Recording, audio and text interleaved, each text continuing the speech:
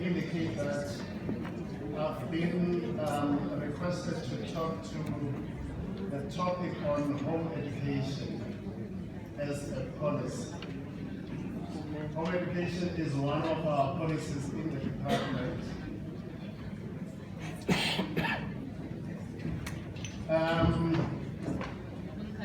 It's not an easy topic to talk about, I must admit, at the start, because of different conceptualization around the phenomenon of home education.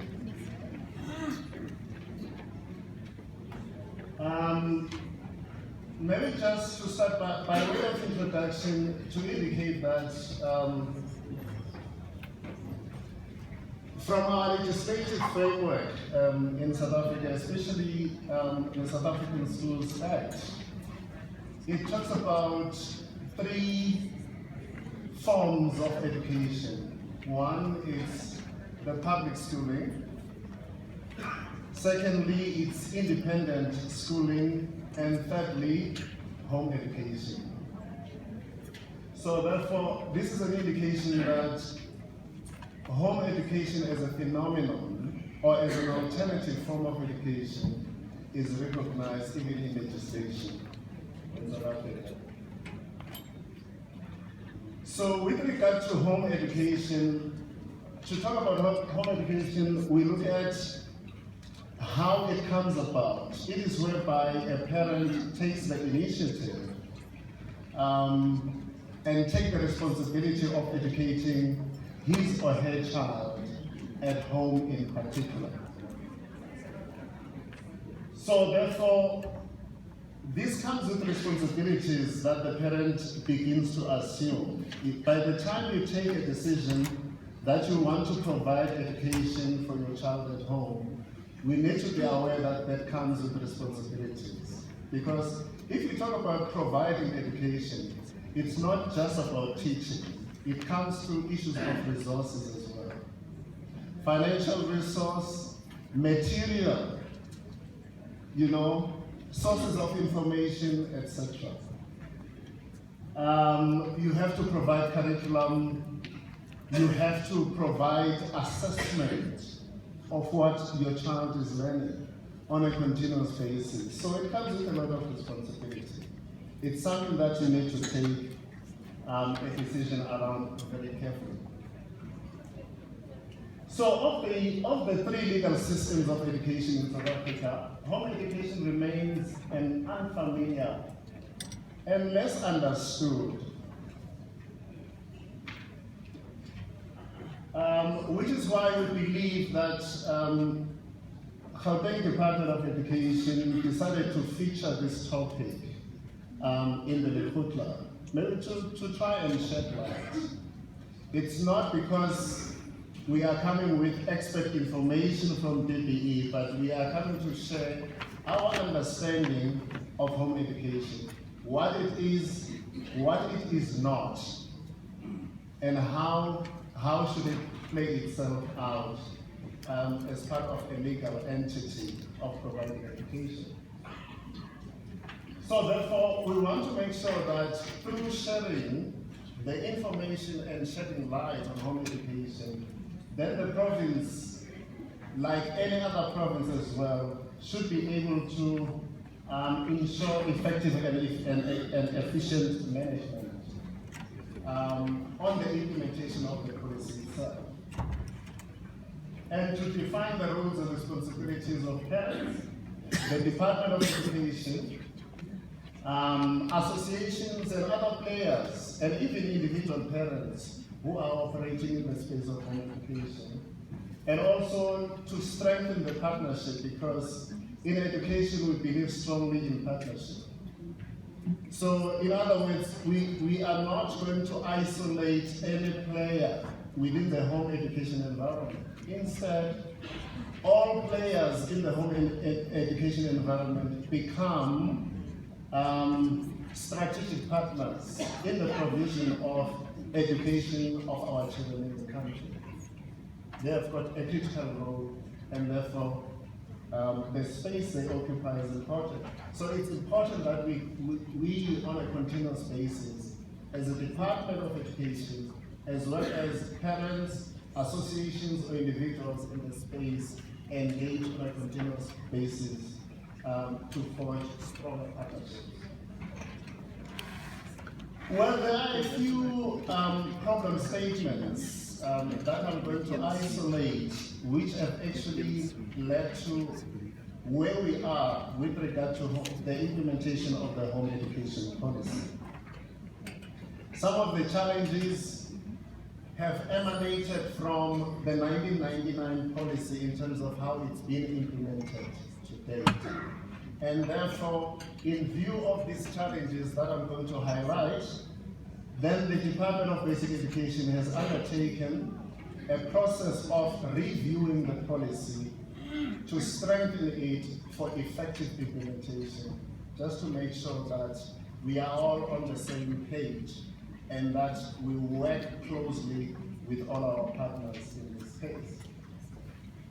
Maybe starting from the advent of democracy in 1994,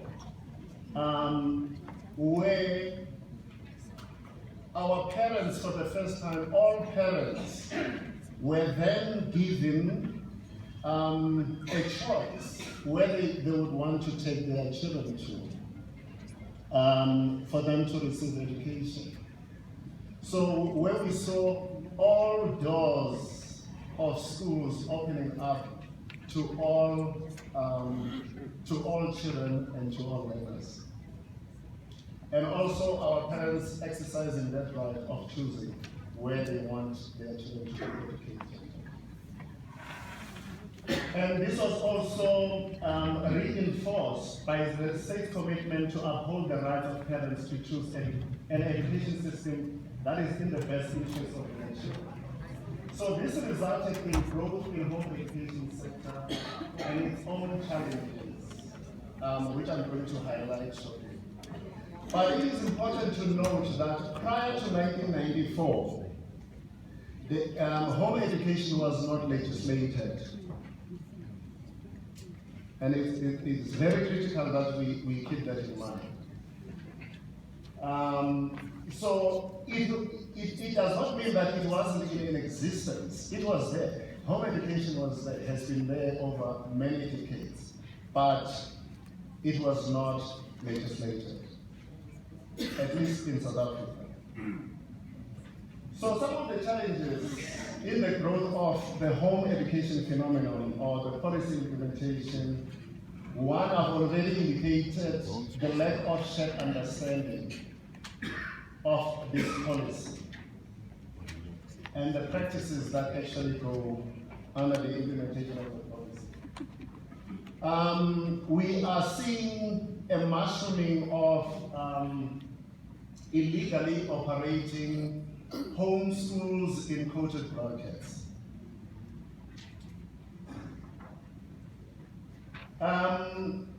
We have also looked at there are differences and discrepancies in terms of data as to how many children are registered in home education or receiving education at home. And then also the information about home education and how you go about it as a parent. I think it's information that has not well been advocated for. Therefore, you get contrasting views from different quarters, and which could be confusing to parents as well. And then curriculum providers, some curriculum providers in the space have even established what they call tutorial centers, where parents actually drop their children in the morning on their way to work and collect them back. So that actually it translates itself into a schooling system of some sort. And that is somewhat problematic, and it's not actually fitting neatly under the banner of home education. It is not what is described in that.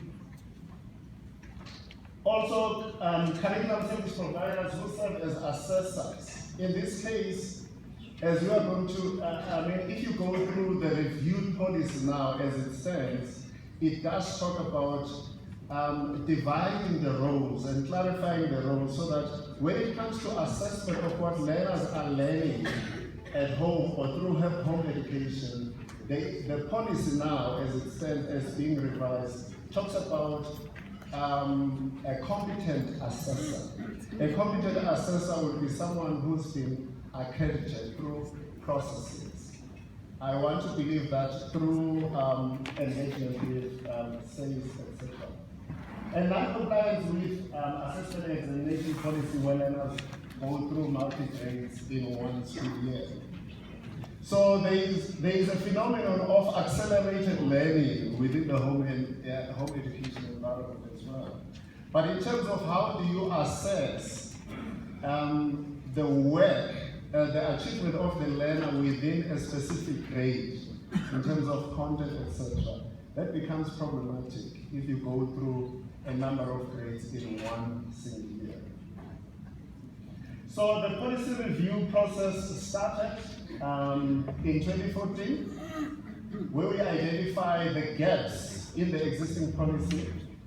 DBE actually established a task team made up of DBE officials, provincial departments, departmental officials, parents, individual parents, and associations in the space. ISASA, Independent School Association of South Africa, I think I'm right. SIDE, South African Institute for Distance Education, and then Humanus as well. So it's quite a representative structure that is reviewing the policy on home education. So we've also engaged our stakeholders in 2014, which led to the development of a discussion document, which then was going to isolate or identify critical policy issues that need to be addressed through the review process. So some of the issues that emerged through engagement with our stakeholders to be addressed by the review process include the discrepancy in data in home education. I do remember that in some year from Stats SA, I think there was a report of about 50,000 learners registered in home education, whereas from within the department we're talking about 1,000, across the provinces. So that has been a problem. Obligations of parents who educate their children at home, curriculum and assessment matters, definition of home education legislation, to even look at sub-legislation sections that need to be reviewed or amended, especially in SASA. Section 3 and Section 51 of SASA. Those are the two sections talking to home education. Registration requirements. What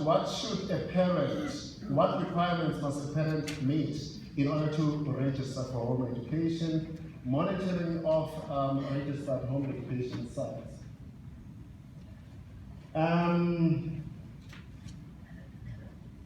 So we've gone through different drafts. I think we are already at draft number 3, and we have already begun the consultation process on the review process within DBE structures from senior management to HECOM and to CEM, which is the Council of Education Ministers. These processes have taken place in this year. And then when this draft policy or review policy was presented at CEM, there were certain issues that MPCs and the minister raised, which were referred back to HECOM for strengthening of the policy. And maybe just briefly, just to talk about how is home education defined, so that we are all on the same page. It's actually defined as a purposeful program of education for a learner alternative to school attendance. So home education is not equal to school attendance, it's an alternative thereof. And then it is provided under the direction and supervision of the learner's parents, primarily in the environment of the learner's home, may include tutorial or other educational support services secured by the parent and it must meet requirements for the registration of a learner for home education contemplated in Section 51 of the Act. So there are basic minimum requirements that need to be met. For instance, one of them is that the curriculum that is offered to home educated learners cannot be inferior to that is offered in the public schooling system. It cannot be.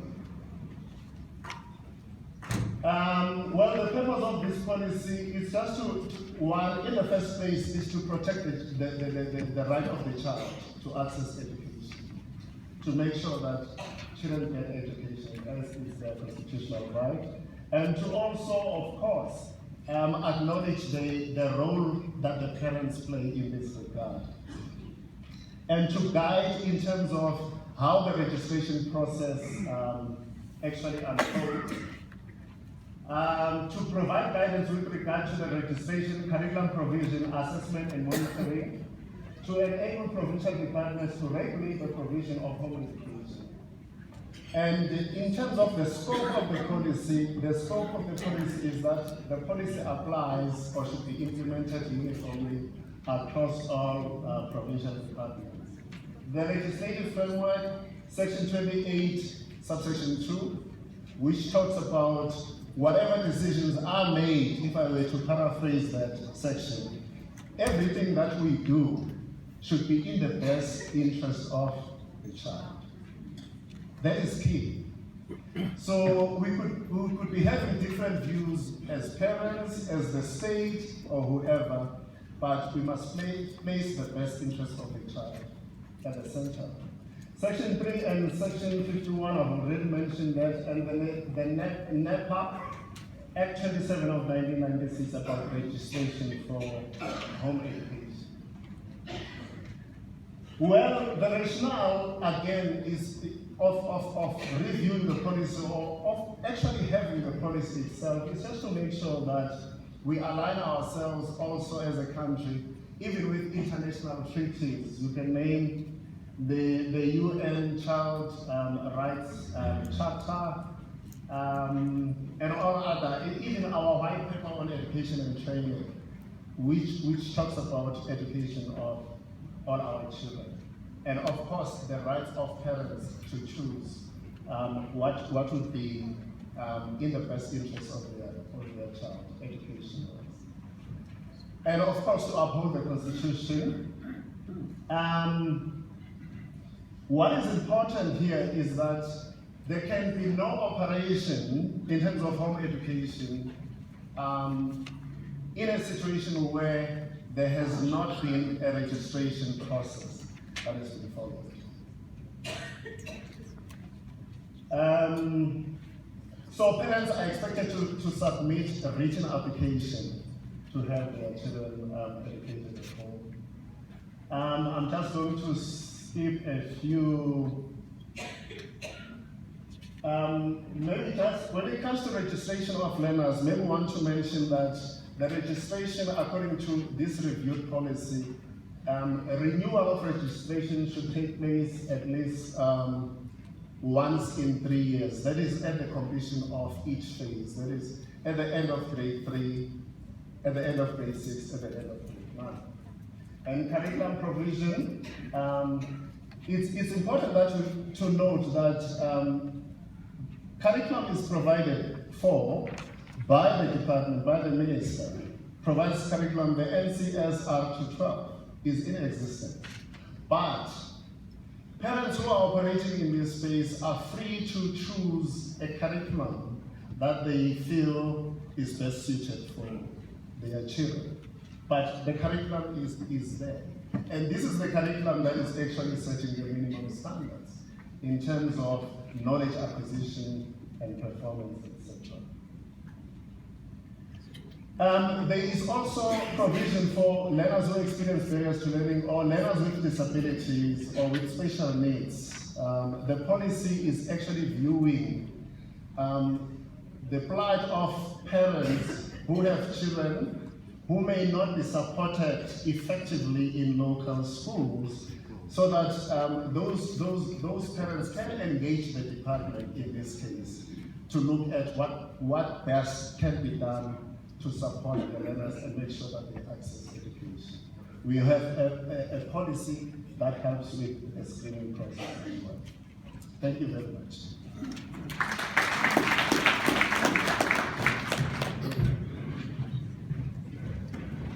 Sure, what a lot of insight. It's amazing. Doctor, thank you so much. I'm going to, before I allow you to continue with your tweets, because I'm sure you're all busy tweeting there. Tweet, except for this person. You still haven't collected your phone. How are you tweeting?